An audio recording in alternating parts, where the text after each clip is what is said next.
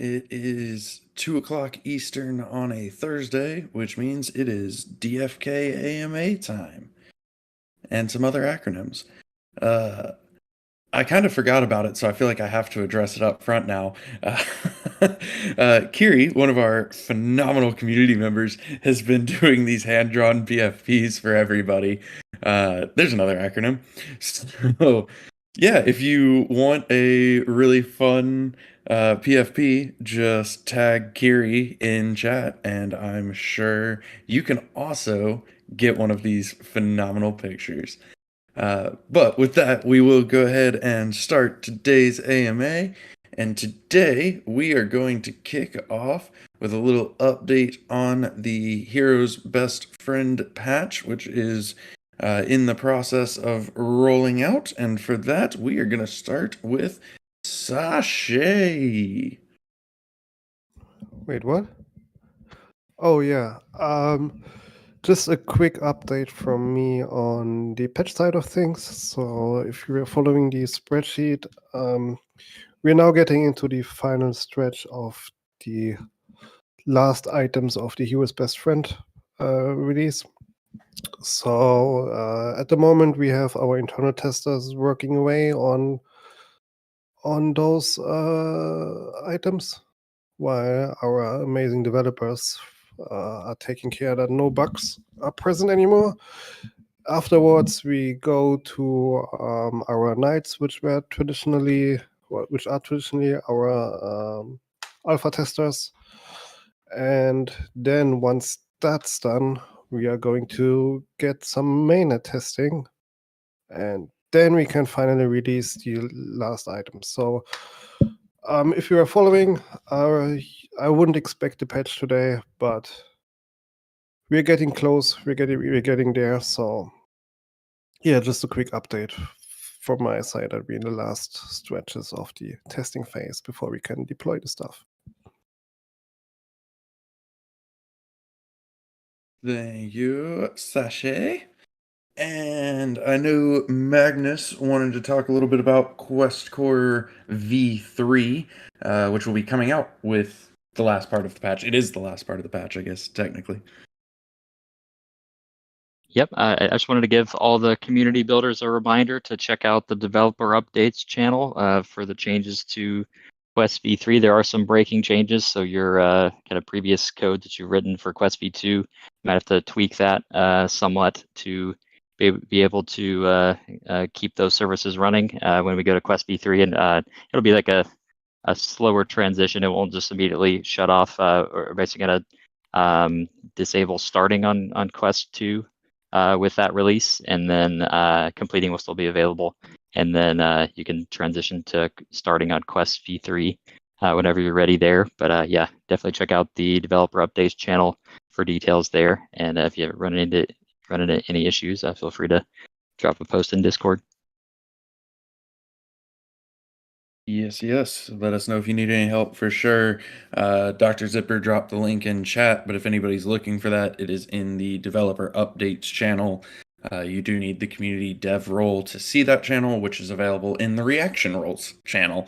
But all of the information is there, and if you need any support, just let us know.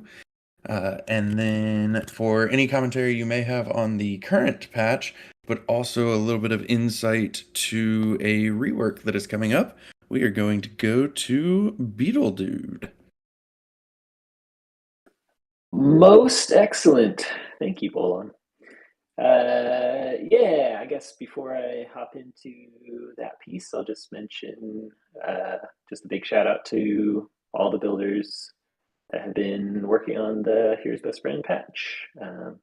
Magnus and Typical are doing a ton of work right now on getting the last piece out. So big props to them. They've been working hard. Nights, weekends, birthdays, holidays, all of it. Funerals, they skip it all. But yeah, excited to have that out. It's been a great release so far. So super excited for what's coming. All right, and then I guess moving on to the next topic. Actually, maybe before I jump into the next topic, I'll trigger the SBD contingency to post whatever picture he decided on. I don't know. Maybe he didn't decide on one. Okay, he did. All right, he did it. Thanks, SBD. All right, well, there's your tease, I guess. And then to get to the topic at hand, I want to address an item that's coming that we haven't really discussed a whole ton yet, because it's kind of come from a necessity of needing to support future efforts. I know some people have seen some new looking hero artwork, new looking setups, things like that. So I guess I just kind of want to introduce the topic of a hero rework that Best Dad and team have been working on for quite a long time, just on and off, just really working towards supporting a ton of the new features that we have coming out, in an effort to standardize and make sure that we can properly animate and move our heroes, which we haven't really had to consider before. We have kind of gone through and reworked a good chunk of the hero artwork, and just kind of across the board there, to make sure that we can support things coming in future, like armor, weapons, specifically like the combat testing ground animations. And then this kind of rework is going to allow us to just have in-game animations in general, which is really exciting, which isn't something that we've really had the option to do before. So it just opens up the doors to a whole bunch of great things, and is really going to support us as we, like I said, move into these exciting areas that we've been waiting quite a long time to get to, and obviously starting specifically with the combat testing ground animation needs. So I just wanted to bring that up. We're really excited. We think it's going to be a huge boon, and just really exciting to see all kind of the refreshed look. Of course, giving any purists the option to kind of see the old classic view as well. So we're not going to be removing that altogether. So yeah, I know we've kind of mentioned off and on, and maybe people have seen screenshots, but just wanted to address it fully, and hopefully get people a little excited about that. Because yeah, it's been a huge effort by quite a few parties. So excited for it. It's kind of dropped in out of nowhere a little bit. So anything else that I missed, Bolon, before I pass it along? I don't think so. Cool. All right, I'm gonna pass it on to Pi to talk about just how these items are gonna get kind of released and highlighted and stuff like that. So, Pi face. Hey everybody. Yeah, I'm so excited about with all of that hero rework in the works. And we have a marketing campaign planned for it, and it's definitely to celebrate our heroes and with the community. And it'll start in the next day or so, and you'll see a lot of tweets from us. We'll be sharing things daily, and along with that, we'll do a chaos cast and like some video shorts with that, and giveaways, and more. So it's really exciting. This whole effort is more than just a glamour, because our heroes, they will be ready for more rich combat and hero interactions to come. It's really great. We're thinking steps ahead, and it will definitely see like it paying like the like dividends in the future. You'll be experiencing more in the game and be like, oh yes, this hero rework was definitely needed, and it makes all of this super awesome. So yeah, I'm excited for it. Yes, greatly looking forward to it. Let's see. On to Hubert for a little update on some combat. Guys, let's see. So yeah, right now we're kind of digging into the weeds on the back end of the combat system. So it's kind of just some.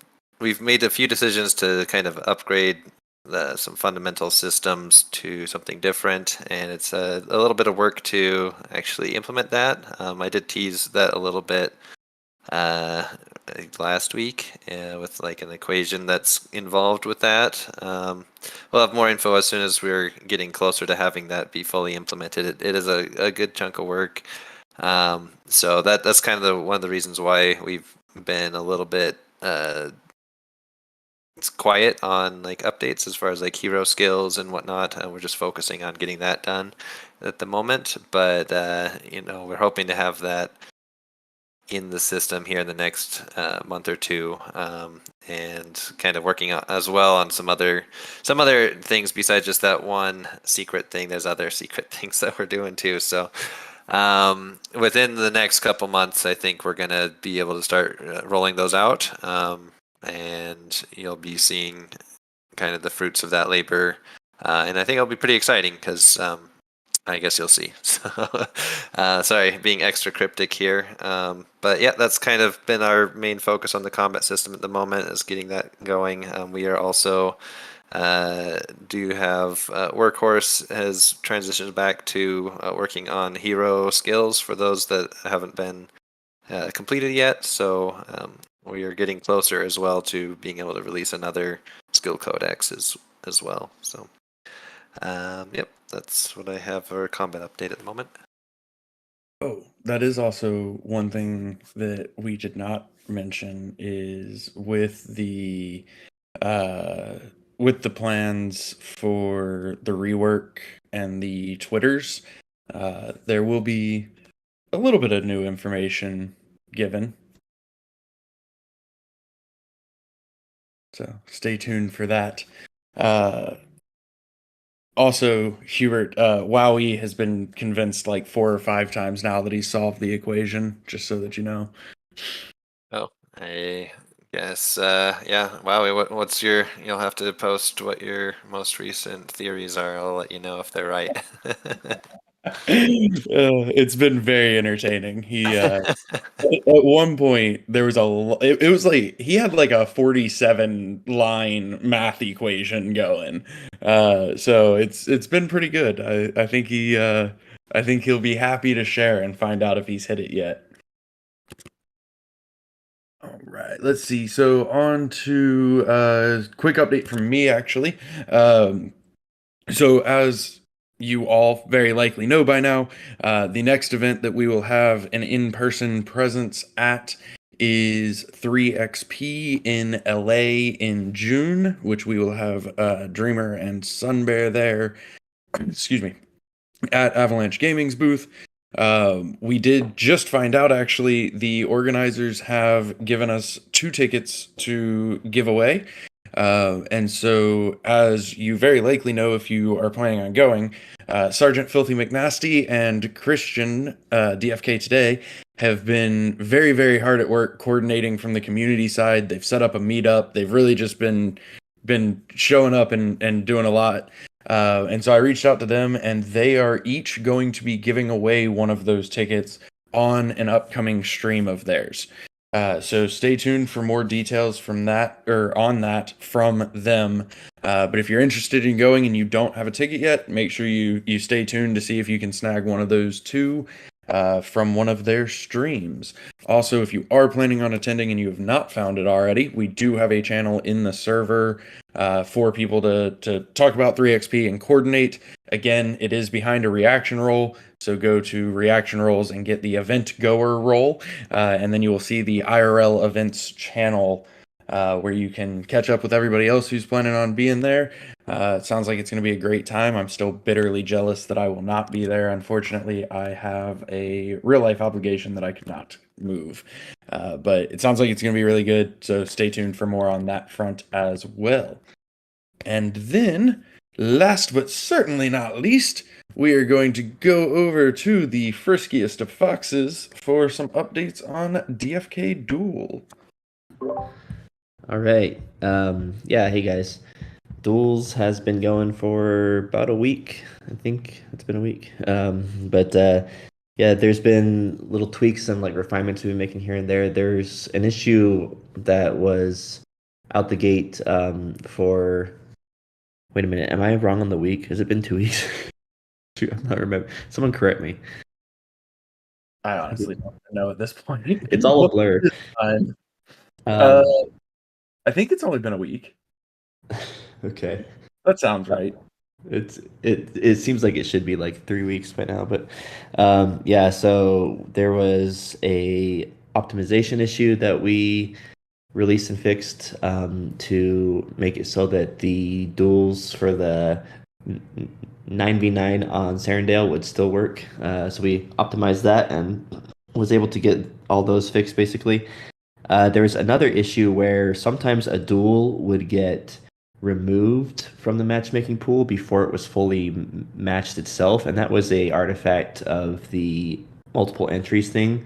It was only an issue this time because not everyone is actually like matching their duels right away, basically. So some of them would stay in there for too long and it would time out and get like removed. But then it'd be like a zombie entry that we have to like manually like repair. So I updated the code to basically automatically fix those as it finds them, and that fixed a lot of them. But there's a few that are still in a bad state that I'm trying to work through. So Crystal Veil seems like it's all the way okay now after I ran through some scripts yesterday with that. So if you do see issues with that, please let me know. Serendale, I fixed the 9v9 ones, but there's still some in there that are zombies for the squad and the solo that I'm currently working on right now. I was actually running a script right before I got called on to speak here. So actively working on that. Please do feel free to reach out if you have any that are stuck or if you have any examples. Sorry if I don't always respond right away, but I do get to those eventually. And I could use more information if you have that as well. So don't feel bad about shooting me a DM or tagging me in the Duel channel or something.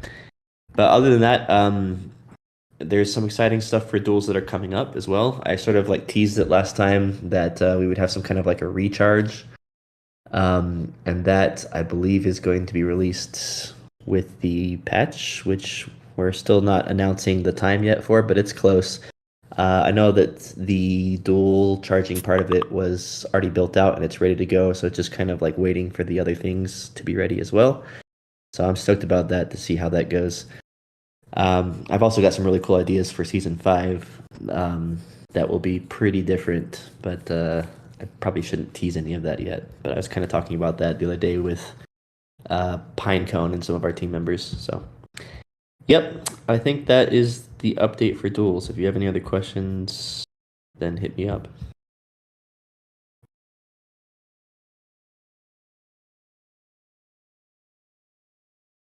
Yes. All right. So we might circle back on a couple topics after some questions, but let's get into some questions. So this AMA, we're going to kick off with Hubert Hour. So, will pet rarity or type have any influence on travel time? Hit rarity. That's a tricky question. Maybe. Fair enough. Let's see. Any thoughts on pet backgrounds being used to access certain areas? So, for example, you need a Bloater Falls pet to get into an area called Bloater Falls. So at the moment, we don't have anything planned with to use backgrounds in that way, as far as like blocking content. It's an interesting idea, and I'm not going to say it's not ever going to happen, but I guess right at the moment we don't really have any major plans to do something like that. All right, all right. And one last one for you at this moment. So thoughts on what was phrased as RNG protection.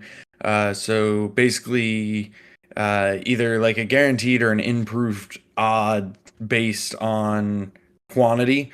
So for example, 100 heroes, either you're guaranteed a legendary or better, or your odds greatly increase if you've done 100 summons without getting anything better than a rare, for example. It wouldn't be random numbers if we did something like that. Yeah, I guess. Yeah, calling that RNG protection, I guess, is a word you can use, but I guess to me that's more like just guaranteed results, and that would kind of really fundamentally change the system, and we would need to add a whole bunch of different tracking parameters for something like that. It's not something that I really have in mind to do. Kind of the system is kind of built around randomness and luck of the draw, so I don't really see us making too many changes with that. Though we do have a few cases where you do get kind of guarantees, like with dark summoning, you can get guaranteed rarity depending on what the parents are. So there are cases where that makes sense, or where that actually happens, I guess. But for just regular summoning or other things in the game, I think we're gonna keep going with using the random number generator. Thank you, good sir. Let's see, we are actually going to transition out of Hubert Hour. It wasn't too bad today, and go into a little Beetle Hour. So, Beetle Dude, thoughts on having something similar to like a mini dex that pops up, for example, when you're trying to summon, and you realize that you don't have the stone you want to use, rather than going over to the marketplace and to the dex, having something there. Yeah. I mean, that's an interesting question. I think in general, I would like to include as much contextual breadcrumbs as possible in the game. So I like that idea a lot. I think it should be easy to get what you need when you need it. We haven't talked about that feature specifically, but I don't see why there would be anything negative about it. So I'll add it to the list. We do. I mean, we sort of have something headed that direction with the launcher, with kind of quick access to certain functions. So I think we could probably extrapolate that to other features where it makes the most sense as well. Good suggestion. Very nice. Yes, the quite literally never-ending list. Which, Right.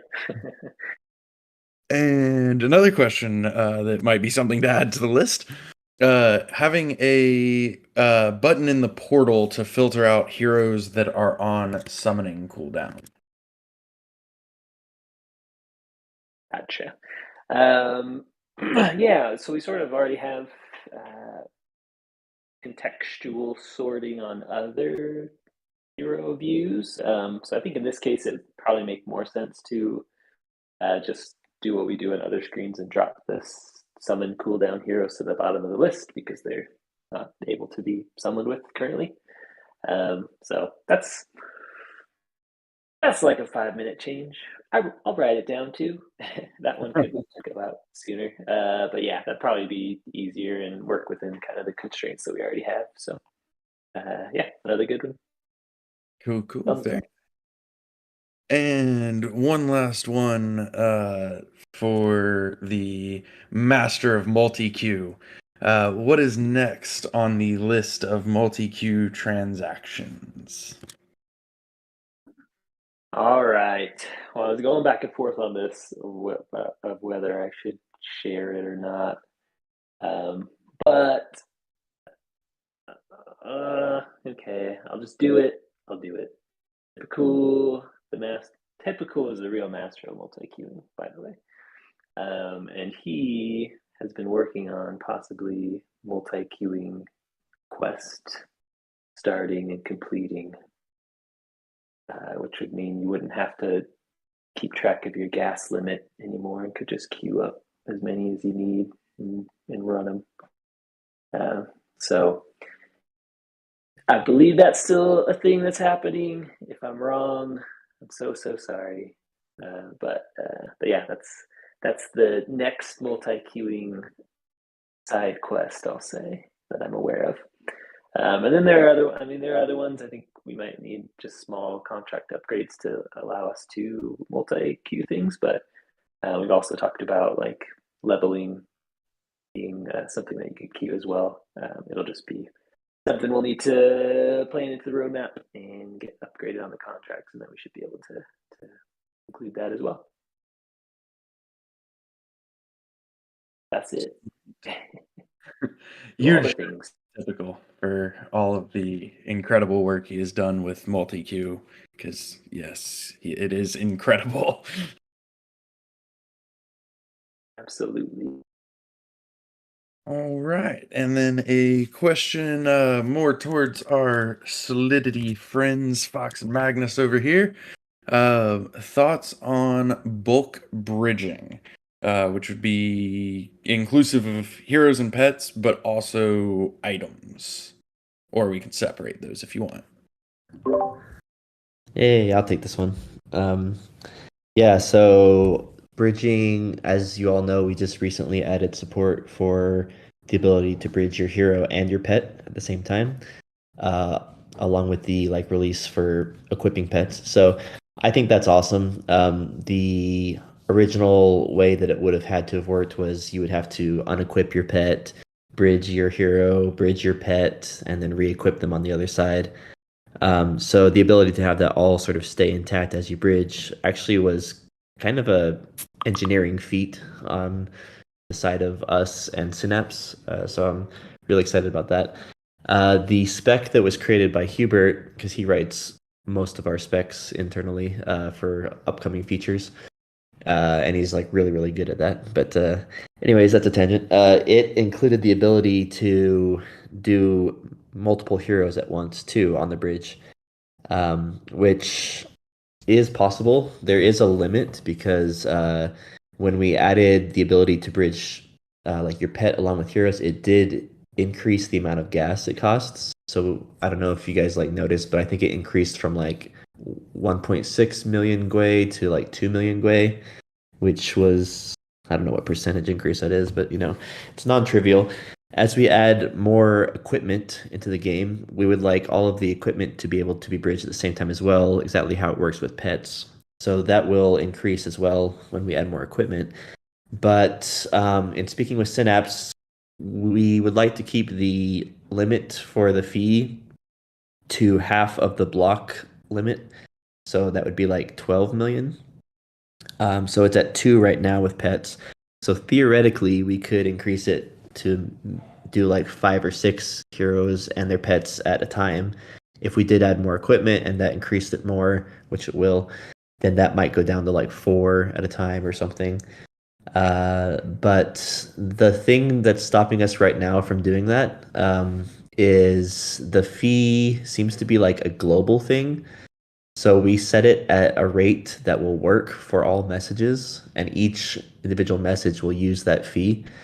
So basically what it would mean is we'd have to set the fee high enough to work for 6 heroes.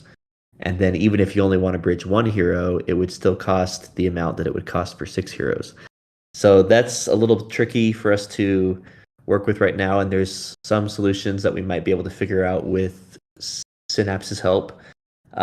There's other solutions too we're looking into, but just know that it is on our radar. That's a thing that we for sure want to improve on as we start to release more and more cross-chain things in our game. So we do want the ability for your heroes to be able to travel around from like one chain to another, to be very seamless and easy, because that's a big part of our game. So hopefully that answers the question.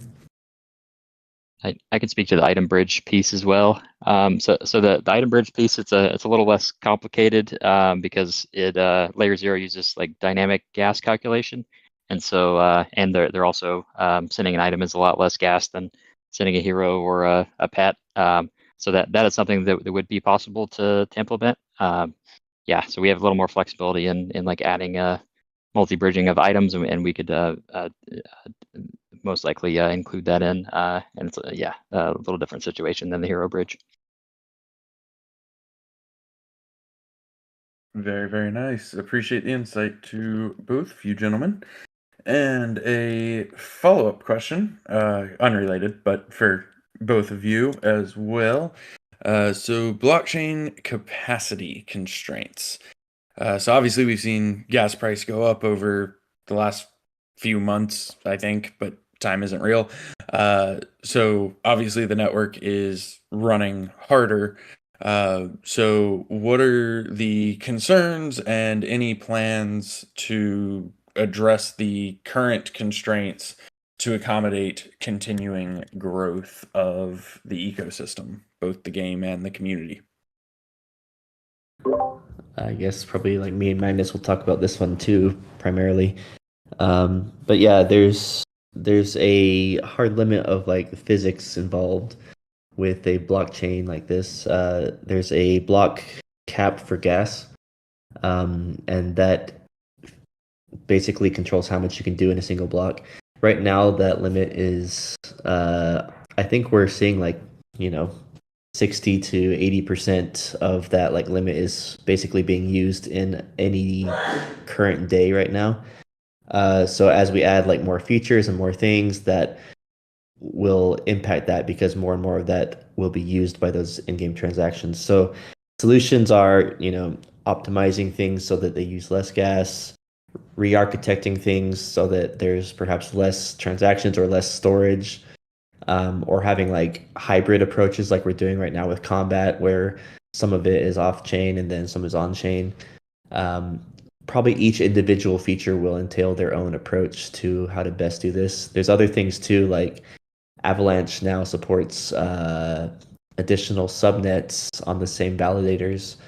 And those other subnets could be in charge of like running quests or something. And then we could use Avalanche Warp messaging to have those subnets, which would all be running on our same set of validators, have them speak to each other. So it's sort of like multiple shards for our game or something like that. Also, like cross-chain things, there's other opportunities there.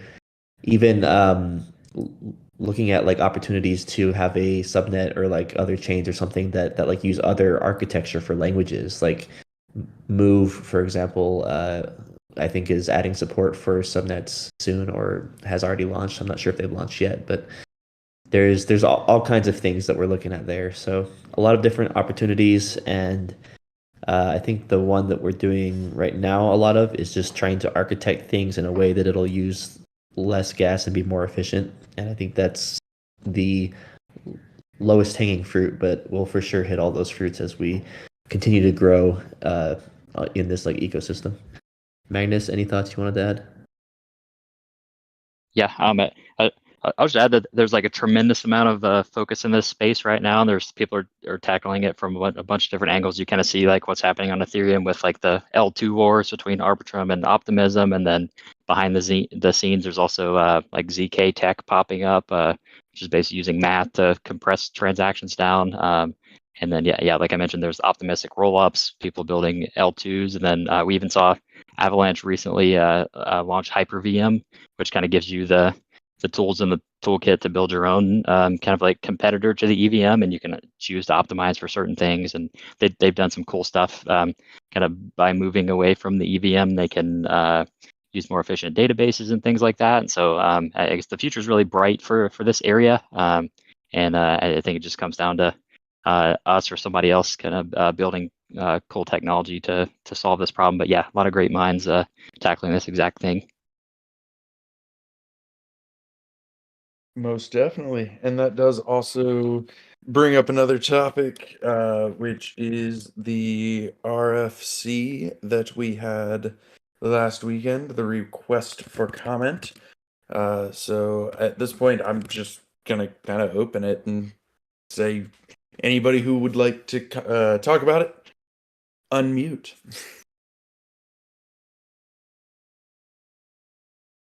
Yes, I will, since I kind of talked about it a lot last time.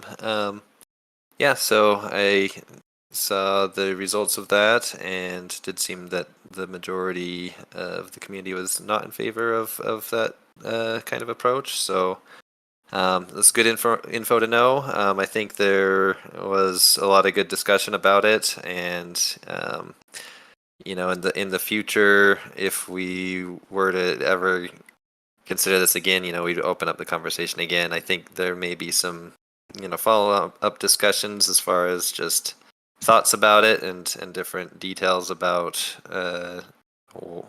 why at least I supported the idea. But yeah, I mean, we don't want to, with something like this, we don't want to make a move without this community's support behind it, just because it does impact people's assets pretty significantly. So we appreciate everyone's feedback, and yeah, I guess that's all I have to say on it right now. If anyone else wants to jump in. I haven't really talked about it yet, but I'll just say that I'm a huge fan of the RFC process. This is why we have these things, because we want to get more of a two-way communication going on with the community. This is a collaborative process. We are creating the game, but it's not just driven by us. It's basically everyone in the community is a stakeholder in the game and in the direction that we're going in a very real way. Like you hold C-Jewel, you hold S-Jewel, you hold Heroes. We want to know what you guys think and what you want to see, and that's what it's all about. So regardless of like the outcome of things or how I felt about it, which I haven't really said one way or the other yet, what I would have voted externally at least, but it's really good to see other people throwing around like their opinions and seeing the discussion that it spawned on the talk site and here inside of Discord. There's a few people that like even tagged me. I think it really is invaluable feedback for us to use when we're internally, like as we approach these issues, because we're always trying to figure out the best things to do for the economy of the game and for the future and which directions that we want to go in. So thanks everyone who voted. And I mean, for me, there's all kinds of things that we're currently looking at, and I think this helps to influence which way we go with that. So thanks. Yeah, and just to reemphasize, and I've said this in Discord a couple times, and it's kind of what y'all were alluding to as well, is, this was to get an idea of where the community was currently standing. Obviously, we got a lot of information from y'all, which is always super valuable. And as Fox said, thank you to everybody who did vote, and thank you to everybody who participated in the conversations as well. But as we go forward, like it doesn't mean that there won't be topics, right? So the whole goal is conversation. So this was part of the conversation, and then as we look towards our goals and our features, we have a better baseline of where the community is currently at to keep working off of. And that's really what this was all about, is to get a better idea of where the community currently stands. Because ultimately, what we don't want to fall into is the trap of only hearing the loudest voices. Whether those voices want what we want the opposite of what we want, or something completely unrelated. We want to make sure that we give everybody an opportunity to weigh in and give us their thoughts. And there's just not a more effective way to do that than the voting site. That is ultimately what determines governance.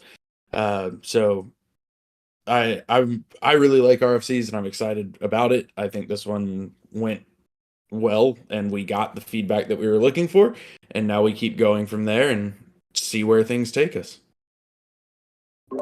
I will also just say, like a lot of people have reached out to me privately and in the community, just like what do you think, or like what does the team want to see happen, and it's hard to balance RFCs because the point of it is to get feedback from the community, but also we need to give a sort of like presentation of our views and our opinions and our like reasoning as well. Up until now, like we don't vote as a team in any of the votes. RFCs has been a question, like should we actually participate in RFC votes, or should we not? And up until now, we haven't. Maybe we do an RFC to see if we should actually participate in RFCs. I don't know. But I think it needs to be more of a back and forth instead of just us soliciting opinions from the community and not really giving our own. I think it does need to be both ways. So maybe we figure out a better format for something like that to be back and forth, or have like a town hall sort of AMA every now and then that we say, okay, here's a specific live thing about this particular topic, and let's get some people in the community to come speak and share their opinions, and have our team share their opinions and things as well. There's all kinds of things that we could look at doing there, and I think we should figure out a good format for things like that. Are we developing RFception? Have to have RFCs for the RFCs. I like it. It's like an announcement for there to be an announcement or something, but I mean, it's true. Like, we do need to have a process to build upon, and I think there's a precedent right now where we haven't, but maybe for certain things it does make sense for us to be more involved. I don't know. Yep. All about communication. All about trying to make sure you guys are heard and we hear from you. That is always the goal.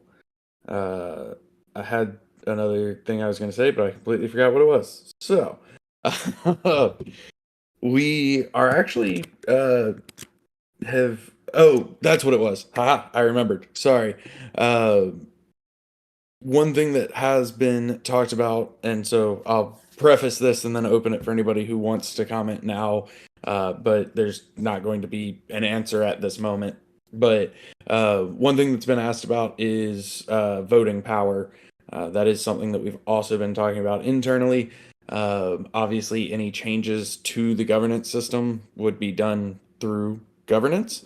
But those questions have been seen. It is something that we're talking about as well. Anything that anybody wants to add on that front? No. Me again. I think specifically you might be referring to, like, there's been talk about altering some of the weighting of like hero power for votes and things like that. And we've explored a few interesting ideas and options and how like feasible it might be to implement them. I guess in particular, like, there's been some people asking about should heroes that are more rare have more of a power compared to other ones that aren't? Should it be like rarity? Should it be the class type, like elite or a set, or what are all the words we use? I can't remember. There's a bunch of different ways to look at it, and of course, anything that we do would have to be approved from a vote. But from my standpoint, the interesting thing is how possible is it to do in the first place? And right now, it's not really possible to do something like that. But there's ways that we could build in a system that, like, you might be able to register heroes to vote on a smart contract or something, so that it could have like a different weighting that would be basically based off of hero stats or rarity or level or class, or like whatever it ends up being. There's options for us to build a system like that, which that's the part that I'm really interested in. So we did kind of talk about that internally. So expect more to come on that front as well. Obviously, that will also be a discussion, and nothing would be changed without governance, because that would kind of defeat the point of the governance system otherwise. But yeah, thank you, Fox. I did just want to touch on that before we wrapped up. But yeah, we are good to go on questions for today. Does anybody have anything that they want to talk about that we haven't covered yet before we wrap up?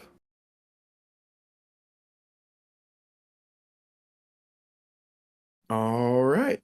Well, as always, don't ape into broken mechanics. Thank you, everybody, for being up here on the stage, taking the time out of your day to answer these questions up here for us. Thank you to everybody in the community for tuning in and listening and submitting questions, because if you don't submit questions, it's hard to do AMAs. So keep the questions coming.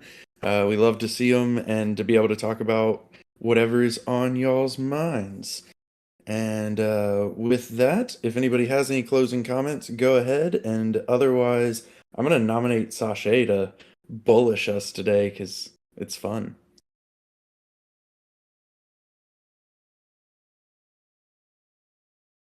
All right, looks like you're up, Sasha.